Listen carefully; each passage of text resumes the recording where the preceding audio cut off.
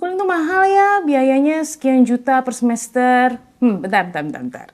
Itu homeschooling atau sekolah ya? Pertanyaan lain yang paling sering muncul kepada kami itu adalah berapa biaya homeschooling.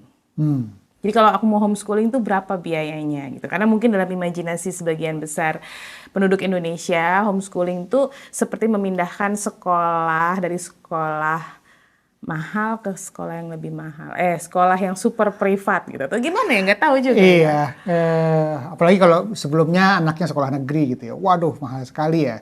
Karena lihat iklan-iklan tentang pendaftaran homeschooling gitu ya. Yeah. Ini yang menjadi apa ya, mau bilang salah kaprah gitu ya, karena ya kalau kita baca referensi dan praktek homeschooling yang umum berlaku di dunia, kayaknya nggak gitu konsepnya. Gitu. Itu yang mungkin perlu menjadi pengetahuan umum masyarakat. Ya, jadi homeschooling itu apa sih? Gitu. Itu mungkin yang perlu diperjelas lagi gitu ya. Jadi homeschooling sebelum itu, kita ngomongin tentang duit ya. sebelum kita ngitung-hitungan berapa sih biayanya, karena memang butuh biaya. Betul. Jadi Nanti kita akan bahas. Jadi ini bukan seperti sekolah negeri yang biayanya ditanggung oleh negara. Ya, jadi proses homeschooling itu diselenggarakan oleh keluarga. Ya, jadi homeschooling itu adalah pendidikan berbasis keluarga, dipimpin oleh keluarga, dan diselenggarakan oleh keluarga, gitu ya. Jadi mandiri prosesnya. Kalau secara legal biasa disebut dengan jalur informal. Nah, dalam prakteknya, dalam sistem pendidikan Indonesia, kalau anak-anak pengen dapat ijazah, ini masih harus numpang, nyebrang ke lembaga non formal, ya, yaitu PKBM. Jadi itulah sebabnya kemudian kadang-kadang ini sering menjadi gray area yang kemudian menjadi apa ya, kekacauan di lapangan karena banyak lembaga-lembaga yang dilabeli homeschooling. Jadi padahal PKBM. Ya, badan hukumnya sih PKBM gitu ya. Terus kemudian akhirnya jadi biaya jadi mahal sekali karena orang tua yang awam juga kemudian melihat bahwa oh berarti kalau aku mau homeschooling aku daftar di lembaga itu bayar sekian, udah selesai gitu. Proses homeschoolingnya ada di sana. Iya, itu yang kemudian menjadi salah kaprah. Jadi bedanya sekolah sama homeschooling itu, kalau sekolah, anak kita bersekolah, kita mendelegasikan pendidikan ke sistem yang sudah ada, ke guru, ada kepala sekolah yang mengelola proses belajarnya anak-anak. Kalau homeschooling prosesnya dikelola oleh keluarga, oleh orang tua. Jadi itu substansi yang membedakan Anda homeschooling atau bersekolah. Gitu. Atau Anda homeschooling atau menitipkan anak ke lembaga PKBM. PKBM, ya, karena kalau mendaftar di PKBM belum tentu homeschooling. Iya, jadi itu ya walaupun anak homeschooling juga daftar di PKBM, tapi siapapun bisa daftar di PKBM gitu dengan alasan apapun. PKBM itu adalah salah satu cara untuk mendapatkan ijazah, baik untuk anak-anak yang non formal ataupun informal gitu ya, yang kemudian pengen punya setara ijazahnya. Jadi kalau teman-teman kemudian tidak menyekolahkan anak di jalur formal dan kemudian memasukkan anak ke PKBM, tapi menitipkan prosesnya, mendelegasikan prosesnya di PKBM, ngikut aja nih sama program-program PKBM, ngerjain PR di PKBM aja atau ngikutin kelas online di PKBM aja. Pokoknya ya udah seperti sebagaimana menitipkan anak di sekolah, maka itu ya namanya anak Anda bersekolah di PKBM. Dan sebenarnya nggak apa-apa sekolah di PKBM. Kan sama-sama. Homeschooling, sekolah formal, PKBM, sekolah komunitas, pesantren, dan macam-macam jenis jalur pendidikan itu oke. Kalau cocok, top. Nggak masalah. Jadi ini bukan tentang bahwa seakan-akan nggak mau dibilang homeschooling. Bukan, ini tuh cuma ingin menjelaskan aja kalau jalur pendidikan tuh macam-macam dan Anda boleh masuk pilih yang mana dan itu semua oke. Tapi yang namanya homeschooling itu berarti pendidikan berbasis keluarga di mana keluarga mengambil alih prosesnya, ibaratnya kita jadi kepala sekolahnya dan tidak lagi mendelegasikan proses dalam belajar itu ke sebuah lembaga pendidikan. Ya, gitu. dan mungkin ada satu lagi yang salah paham di lapangan. adalah homeschooling komunitas. Nah, kadang-kadang dilabelinya homeschooling komunitas. Yang disebut komunitas itu adalah kumpulan para orang tua homeschooling. Yang berkumpul, saling menguatkan, berbagi resource, terus kemudian mungkin berbagi kapasitas, dan biasanya itu non-profit biasanya. Tapi ada juga yang kemudian menjadi profit dan itu pun tidak apa-apa gitu. Jadi kumpulan para orang Tapi tua kumpulan yang para berbagi. orang tua yang berbagi. Jadi itu yang kemudian diperjelas ya. Jadi sehingga ketika kami membahas biaya homeschooling ini adalah biaya yang ada di keluarga. Ya, jadi bukan di sebuah lembaga itu cara mendaftar dan sebagainya, bukan seperti itu. Nah, oke, sekarang kita masuk di berapa sih Komponen biayanya. biaya homeschooling, dan kita lihat dulu komponennya apa saja sih gitu ya. Jadi sebagai praktisi homeschooling gitu ya, kalau kita mau jadi praktisi menjalani homeschooling, maka pertama ya komponen biaya homeschooling itu adalah kegiatan anak. Jadi itu yang paling besar dan itulah yang paling menjadi substansinya. Dan berapa biayanya itu seperti pertanyaan Berapa biaya makan. makan. Jadi setiap keluarga itu kan pasti beda-beda budgetnya, ya kan? Tergantung kesukaan juga, tergantung budaya di keluarga itu, gitu. Dan juga tentu saja tergantung budget yang dimiliki keluarga tersebut. Demikian pula homeschooling. Maka berapa biaya kegiatan itu sangat disesuaikan dengan budget yang kita punya, gitu. Jadi biasanya sih kami selalu menyarankan kalau memang mau homeschooling, lihat sekolah swasta yang Anda inginkan. Anda inginkan, yang menjadi standar Anda. Jadi misalnya kalau aku sampai anakku sekolah, aku mau di sekolah A, maka lihat berapa harga sekolah di sana. Gitu. Berapa uang gedungnya, berapa SPP-nya, berapa biaya kegiatannya, dan lain-lain. Total tuh 1 semester atau 1 tahun. Nah, alokasikan dana Anda ke dalam sejumlah biaya tersebut. Tapi bedanya apa? Bedanya kalau itu kita bayar ke lembaga, sekarang itu semua kita kelola sendiri. Dan itu yang kemudian kalau bisa memang jangan didiskon juga gitu. Ya itu kan berarti itu kita udah pengen yang di kualitas segitu tuh gitu. Cuma kalau dulu misalnya kalau kita sekolah ya itu kan kita nggak tahu jadi apa aja. Tapi kalau ini kita tahu nih, oh ada yang dibeliin laptop, mungkin ikutin kursus, mungkin ada kemana gitu. Jadi komponen biayanya pertama kegiatan, kemudian materi belajarnya apa, gitu ya. Mau pakai buku, mau pakai aplikasi, ya. Terus kemudian alat belajarnya, mau beli mau senangnya seragam gambar gitu ya, beli alat lukis, alat gambar, kanvas dan sebagainya, beli laptop, printer dan sebagainya, dan yang lain-lain tergantung jenis kegiatan yang dipilih anak-anak. Kemudian yang lainnya adalah biaya PKBM. Betul, karena sebagai praktisi homeschooling kita ada di jalur informal. Kalau anak kita mau dapat ijazah, dia harus menyeberang melalui jalur non formal atau melalui PKBM dan di sana ada biayanya. Nah, PKBM itu macam-macam ya. Ada PKBM yang cuma ngurusin udahlah yang penting rapor, yang penting ujian, maka biasanya biayanya murah. Ya, bahkan kalau yang negeri gratis. PKBM itu ada negeri, ada swasta. Sama kayak sekolah. Nah, yang swasta pun juga macam-macam. Ada yang berorientasi profit, ada yang kemudian menawarkan layanan lengkap gitu ya. Terima pasrah aja sini anaknya. Pelajaran A, B, C, kegiatan A, B, C dan sebagainya. Ada PKBM yang sukarela gitu. Oke, bayarnya terserah tergantung kesepakatan bersama antara orang tua dengan PKBM-nya. Jadi macam-macam layanannya, macam-macam rentang biayanya. Ada yang menyediakan modul, ada yang tidak menyediakan modul, ada yang modulnya online, ada yang modulnya fisik, macam-macam. Aturannya juga beda-beda. Nah, jadi itu sangat mempengaruhi biaya yang kita keluarkan sebagai orang tua homeschooling. Jadi hampir semua variabel biaya itu tergantung sebenarnya dengan kegiatan anak ya. Iya. Dan juga kegiatannya itu juga bisa jadi murah, bisa jadi mahal. Jadi biasanya sih gini, ini logika sederhana aja. Pokoknya seperti tadi ya, makan.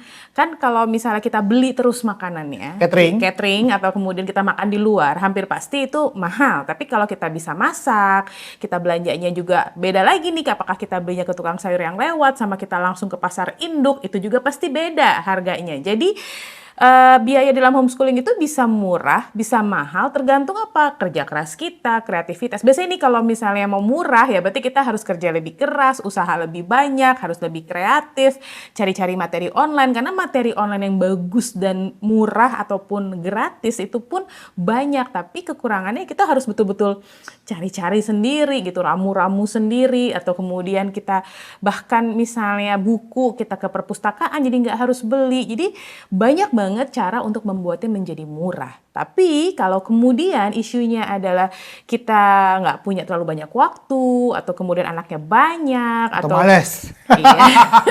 Apapun alasannya, tapi kemudian kita mungkin gitu ya lebih banyak. Udah deh privat aja, misalnya kalau matematikanya panggil guru, nanti kemudian apanya dia di les, ini kemana. Jadi kita juga nggak harus ngajar sendiri. Kalau misalnya semua mata pelajarannya di kursus, terus kemudian minat-minatnya juga kursus gitu ya. Semuanya didelegasikan keluar, tapi kita tahu nih. Jadi bukan mendelegasikan gambar besarnya, tapi kita kalau matematikanya ke sini, kalau pianonya ke sana, kalau ininya ke sini gitu ya. Iya pasti lebih mahal. Atau apalagi lebih mahal lagi kalau misalnya perbedaan field trip misalnya. Kalau yang murah itu kan kita field trip ke taman gitu kan, bikin piknik-piknikan di depan rumah.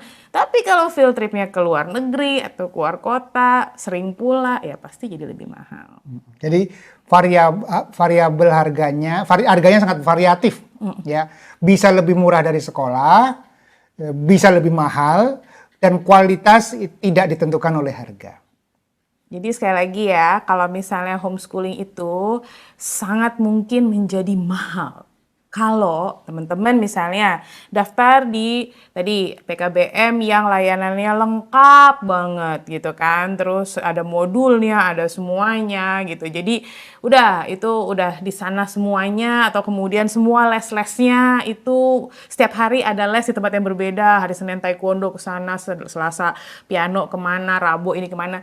Itu hampir pasti jadi mahal. Belum lagi kalau misalnya ya tadi field tripnya ya, traveling kemana-mana gitu. Terus atau kemudian ketika anak menekuni sebuah hal yang spesifik yang butuh coach itu, atau mungkin kayak ikutan olahraga apa gitu ya, yang udah masuk ke wilayah pro, wah itu biasanya sepatunya lain, bajunya lain gitu kan. Dan itu mahal banget. Bisa mahal. Dan itu juga yang juga bisa mahal adalah kalau kita selalu ambil jalur privat semuanya. Iya, betul. Jadi misalnya belajar matematikanya nggak mau dipakai bimbel, nggak mau pakai aplikasi, orang tuanya nggak mau ngajarin, udah semuanya privat, pelajaran privat, ya pasti jadi lebih mahal.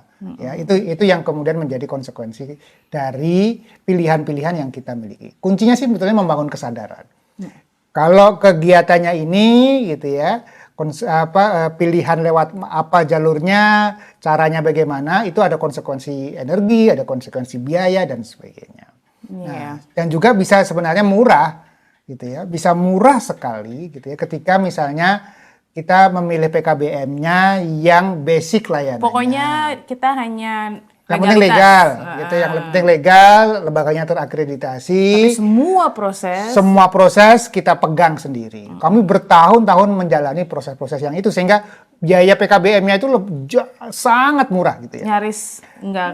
Ya, terus kemudian banyak PKBM yang udah sukarela gitu ya. Yang penting gitu ya anak terdaftar, yang penting kita didukung ya, misalnya oke, pegang sendiri, terus kemudian kita dikasih data, ya udah. Bukti belajar. Kami pegang sendiri, bukti belajarnya kami support, sehingga kemudian PKBM-nya tugasnya sederhana juga. Kami tidak merepotkan PKBM pun juga merasa ringan karena tidak terbebani mengurusi anak-anak kami. Gitu ya. Jadi kuncinya sekali lagi adalah kalau kita males, kita nggak mau repot, ya ongkos gitu ya. Karena ada orang lain yang ngurusin kan. Kan anak ini butuh pendidikan.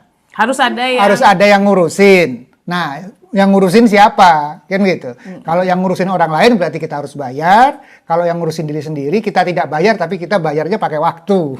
Ya, jadi itu pilihan-pilihan logis yang sangat ya masuk akal lah ya, seperti biasa. Iya, tapi sekali lagi ya, homeschooling itu sangat mungkin secara kualitas itu tidak kalah dengan sekolah-sekolah swasta gitu ya Mas ya. Sekolah swasta kita bisa juga akses kurikulum-kurikulum yang bagus, kita bisa akses materi-materi dari luar negeri. Jadi dengan biaya yang mungkin jauh lebih murah daripada kalau kita menyekolahkan di sekolah yang mahal gitu ya. Kita sangat mungkin bisa mendapatkan proses yang berkualitas juga gitu. Tapi ya memang kuncinya kita harus mau bekerja keras. Kalau kita mau itu menjadi lebih murah. Tapi kemudian kalau misalnya kita cuma pengen fleksibilitasnya aja, kita mungkin. Jadi itu semua bagian dari pilihan kita sih. Kita yang tahu berapa budget yang kita punya, kita yang menentukan target yang kita inginkan. Kita tuh maunya tuh anak kita tuh sampai seberapa sih kualitas belajarnya dan bagaimana. Maka gitu ya, enaknya di homeschooling itu adalah fleksibilitas karena kita yang mengendalikan ibaratnya kalau lagi punya duit gitu kan, terus kemudian oke, kita bisa lebih kayak makan aja. Kalau kita lagi rezekinya bagus mungkin kita makannya lebih gimana, tapi kalau lagi nggak terlalu lapang ya kita berhemat. Nah, di dalam homeschooling enaknya tuh ada fleksibilitas di situ ya, Mas. Iya, kalau sekolah kan sudah pasti kan, setiap semester bayar sekian, setiap bulan bayar sekian, ya ada uang tahunan dan sebagainya. Lagi punya duit nggak punya duit tetap harus dibayar. Sementara kalau dalam proses homeschooling kita bisa adjust jenis kegiatannya, proses-prosesnya sesuai dengan budget dan kondisi keuangan yang kita miliki. Oke, karena setiap keluarga unik, ibaratnya biaya makannya beda-beda, maka kami akan berbagi nih biaya makan keluarga kami, alias biaya homeschooling keluarga kami, biaya pendidikan karena sekali lagi setiap keluarga beda-beda ya. Apa yang kami keluarkan sangat mungkin berbeda dengan keluarga-keluarga homeschooling lain. Jadi teman-teman nanti kalau tertarik atau pengen tahu, tanya aja kalau punya temen yang homeschooling, tanya gimana apa aja komponennya gitu, kurang lebih bagaimana supaya lebih kebayang. Nah, tapi kalau dalam keluarga kami ketika anak-anak usia dini itu nyaris gratis sih sebenarnya. Tapi ibunya yang gusut. Ibunya yang kerja keras. Bayarannya. Kaki jadi kepala, kepala jadi kaki. Jadi proses yang besar yang kami lakukan adalah kami mengintegrasikannya dengan keluarga.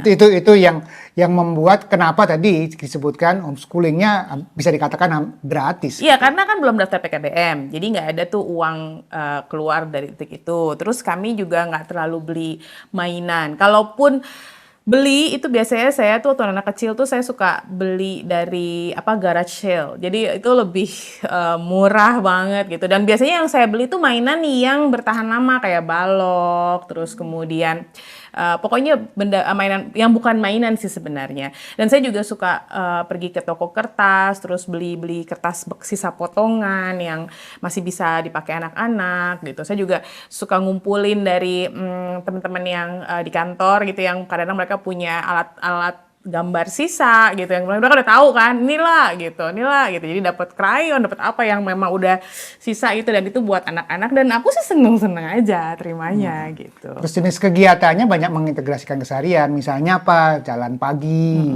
ya, jalan pagi, ngobrol, terus kemudian yang ngobrolin apa saja, itu proses belajar itu sepanjang pagi gitu ya. Ngobrolin yang lewat, belajar berhitung, atau kemudian stimulasi motorik, lompat, berguling, maju, mundur, dan sebagainya.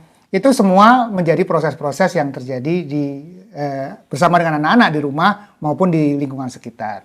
Atau pada waktu anak-anak jalan gitu ya, kita tidak beli sebuah alat khusus gitu ya, pakai galon ya isi setengah jadi puselong gitu ya, jadi alat untuk jalan. Atau kemudian kardus bekas gitu kan. Kardus kan banyak di mana-mana dan itu menjadi alat kreativitas untuk proses belajarnya anak-anak. Iya, pokoknya modal terbesar waktu anak usia dini itu bukan uang. Ya pasti ada lah ya, uang pasti ada. Tapi dalam arti kalau dibilang yang modal paling besar ketika anak usia dini itu lebih ke energi orang tua gitu ya. Sama waktu tentu saja, itu udah pasti. Jadi itu yang lebih banyak ketika anak-anak masih usia dini. Sama kreativitas. Nah, karena kita bisa pakai apa aja yang ada, sisa-sisa barang bekas tadi atau apa. Pokoknya itu. Jadi modalnya waktu, energi, kreativitas gitu. Itu ketika anak usia dini. masuk anak usia sekolah, usia SD, gitu ya. Nah, itu baru ya kita Ya, mulai baru ada kerasa ada biaya.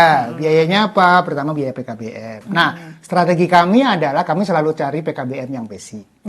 PKBM yang tidak dengan layanan lengkap. Karena sekali lagi kalau kami butuh fleksibilitas justru. Justru ya.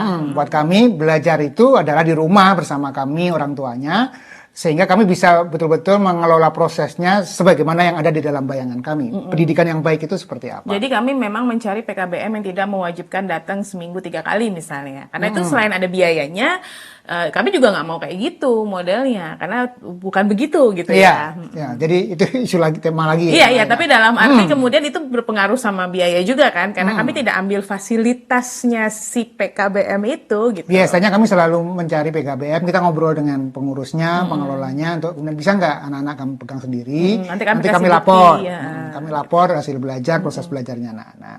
Dan rata-rata PKBM, jadi zaman dulu gitu ya, di zamannya anak-anak itu nggak ada masalah dengan hal semacam itu. Karena buat mereka yang penting mereka membantu gitu ya, dan kemudian anak-anak yang betul-betul belajar Kami berproses. memang memberikan itu bukti belajarnya memang gitu. Jadi kita nggak cuma numpang, pengen dapat rapor, pengen dapat ijazah, nggak cuma itu, tapi kita menunjukkan bahwa kita anak-anaknya memang kita didik, hanya saja cara mendidiknya berbeda dengan proses-proses standar yang biasanya ada di PKBM. Nah itu yang kemudian menjadi proses awal ya, yang kemudian jadi komponen biayanya. Kemudian belajarnya, proses-proses belajar kami banyak mengembangkan aspek keterampilan dasar. Ya, keterampilan dasar itu komunikasi kan nggak butuh biaya. Penting ngobrol sama orang tua, presentasi, cerita, narasi gitu ya. Nulis gitu. Paling modalnya apa? Alat kertas, alat tulis, pensil, bolpen dan sebagainya. Kemudian ada keterampilan-keterampilan terkait dengan kesehatan, keterampilan-keterampilan terkait kemampuan perjalanan, melakukan perjalanan mandiri, membuat makanan, ya berkarya dan sebagainya. Yang sebenarnya tidak terlalu membutuhkan uang ya dalam proses. Karena semuanya bisa difasilitasi bersama dengan keluarga. Dengan menggunakan keseharian. Ya, Gitu. jadi paling jauh misalkan biaya-biaya terkait proyek misalnya, anak-anak pengen bikin donat, ya kan, ya pasti beli kan bahan-bahan. Proyeknya coklat, ya pasti ngumpulin beragam jenis. Atau proyeknya kemana yang memang ada field trip, tapi biasanya kami memilih yang tidak terlalu jauh dari rumah. Ya, investasi yang paling terasa adalah biasanya alat belajar anak-anak, laptop gitu. Dan itu pun biasanya kami turunkan gitu ya. Misalkan alat kerja kami gitu ya digunakan bareng-bareng sama anak-anak. Atau kemudian misalkan kami merasa kami butuh upgrade alat kerja, maka kami yang upgrade alat kerja, alat yang lamanya dipakai untuk anak-anak. Jadi itu strategi-strategi untuk mengelola mengelola biaya terkait dengan di keluarga gitu. Di keluarga kami gitu ya. Kemudian belajar akademisnya kami banyak berlangganan dulu materi-materi belajar online. Ya, ada aplikasi online yang kami langganan, matematika, bahasa Inggris ada materi printables. Ada materi printables yang kami langganan gitu, dan materinya biasanya berbahasa Inggris. Karena yang tersedia pada waktu itu ya berbahasa Inggris, yang Indonesia belum ada yang bikin gitu ya. Dan itu membuat biayanya menjadi murah sekali. Jadi modalnya internet, modalnya komputer dan printer. Ya, kalau komputer kan memang alat kerja kami, sehingga tidak ada investasi khusus yang kami keluarkan. Ya, kertasnya juga saya biasa beli ke toko kertas, beli plano terus dipotong gitu kan. Jadi jauh lebih murah gitu dibandingin beli rim-riman gitu. Terus kemudian pengembangan diri. Ya, pengembangan diri itu betul-betul kami berusaha difasilitasi dengan sesuai kemampuan orang tua dan juga online. Iya, jadi gini, misalnya anak berminat pada sebuah hal, itu kami biasanya nggak langsung buru-buru kursus gitu. Biasanya misalnya dia berminat sama desain, dia berminat gitar, dia berminat apapun gitu ya, yang kemudian mulai kelihatan dia ingin mengembangkan kemampuannya di titik itu. Biasanya kami mulai dulu dari keluarga, terus kemudian kita cari tutorialnya online, terus kalaupun harus berbayar nggak apa-apa tutorialnya, tapi pokoknya kita coba dulu. Kalau kelihatannya anak sepertinya menikmati, jalan terus baru kemudian cari apakah kursus pengembangan fisik atau gimana gitu. Ya, itu pun ternyata dalam pengalaman kami jarang. Ternyata anak-anak nggak terlalu suka juga ketemu fisik, karena di kursus-kursus fisik itu kecepatannya biasanya jauh lebih lebih lambat dibandingkan kalau mereka udah mending ikut kelas yang online aja, gurunya dari luar dan sebagainya. Itu jauh lebih terstruktur dan kemudian mereka bisa mengatur pace-nya, kecepatannya sesuai dengan kecuali olahraga. Kecuali yang fisik, gitu misalnya ya. memang renang kan nggak mungkin, terus ketika mereka basket gitu ya, ataupun pokoknya olahraga susah gitu. Nah, kemudian proses lain yang kami lakukan untuk mengelola biaya itu adalah kegiatan bersama.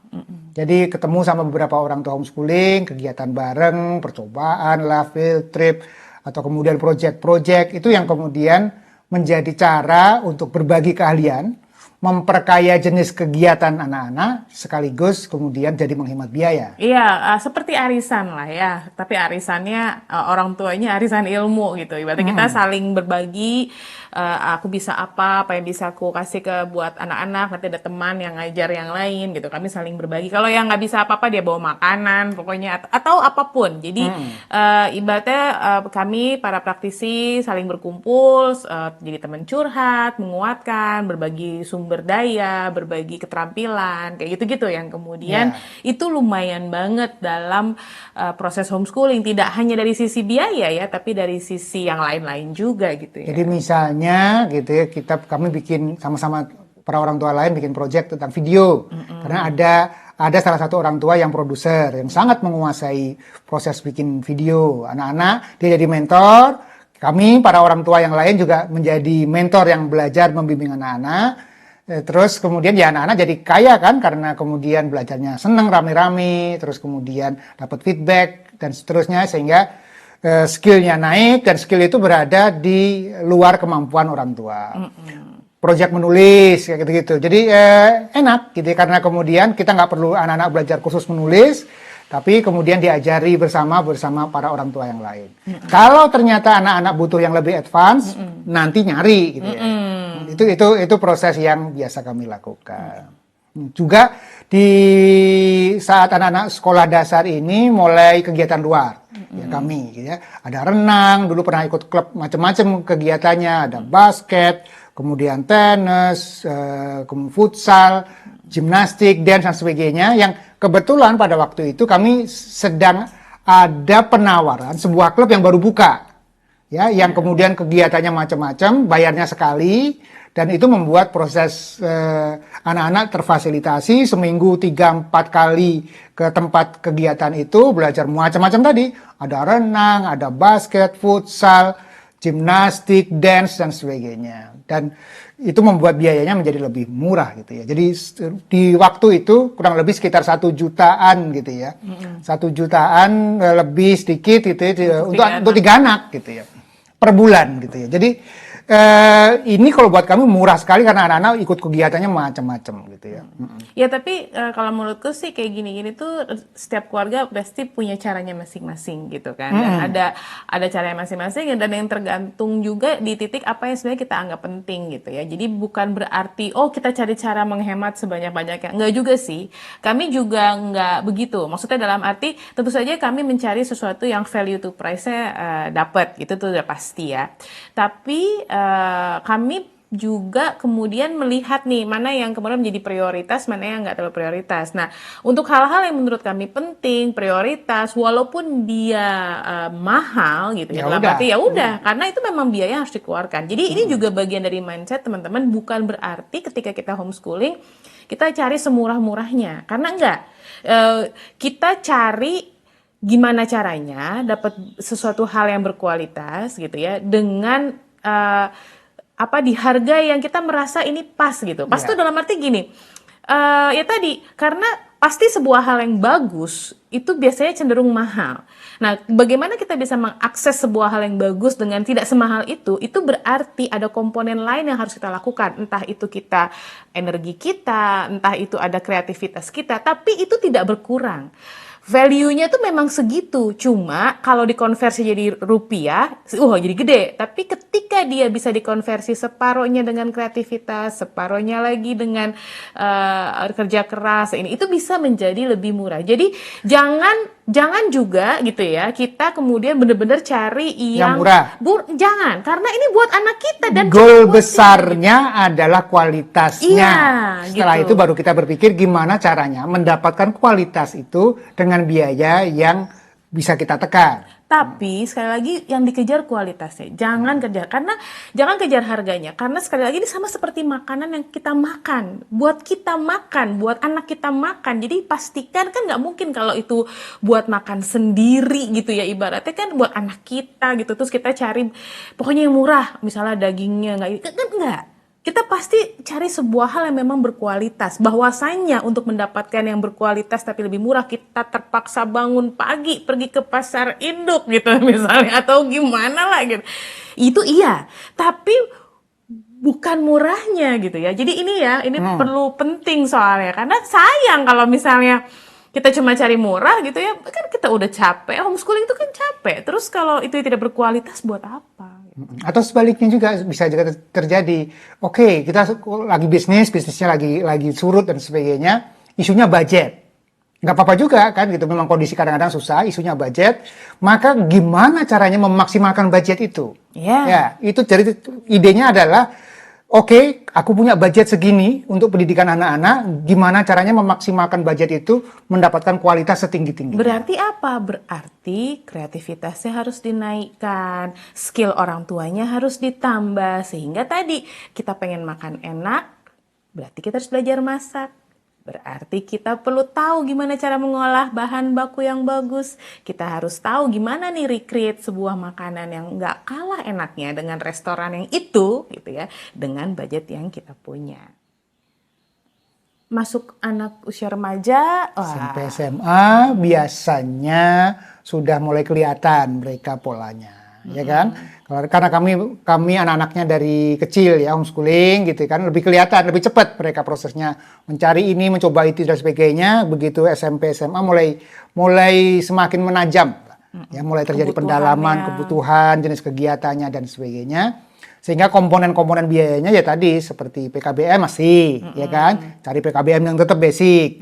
Tapi yang kemudian menjadi komponen biaya yang lain adalah biaya-biaya yang terkait dengan pengembangan dirinya anak-anak. Jadi itu yang variasinya lebar sekali tergantung jenis kegiatannya. Ya, tergantung klubnya, tergantung mungkin proyeknya yang bisa sangat beragam sekali. Gitu ya.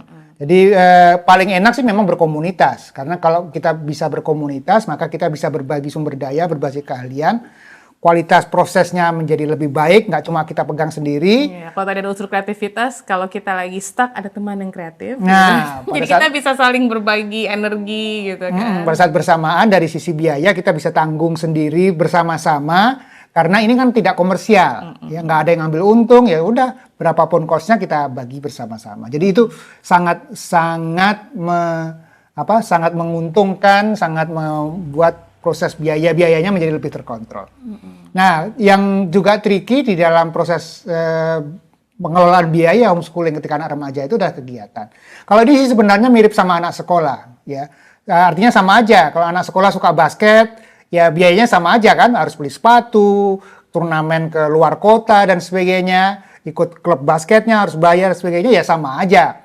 Anak kita ikut catur misalkan gitu ya tetap harus beli peralatan catur, harus bayar pelatih, kalau turnamen harus pergi ke tempat turnamennya dan sebagainya. Yang tidak murah. Yang tidak murah dan ya itu sih sama aja dengan anak-anak sekolah. Jadi yang membedakan apa? Kalau ada anak-anak sekolah yang memang betul-betul fokus cuma sekolah doang, ya akademis doang, ya komponen biaya lain-lainnya mungkin tidak besar.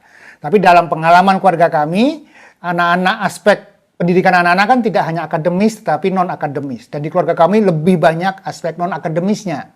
Ya, pengembangan minat, bakat, dan itu memang membutuhkan biaya. Ya, jadi apalagi ketika kemudian anak-anaknya sudah mulai fokus, ya, tidak bisa ikut kelas umum. Oke, harus privat, kemudian pelatihnya khusus dan sebagainya. Sepatunya khusus. Ya, itu yang kemudian menimbulkan biaya-biaya yang jauh lebih mahal.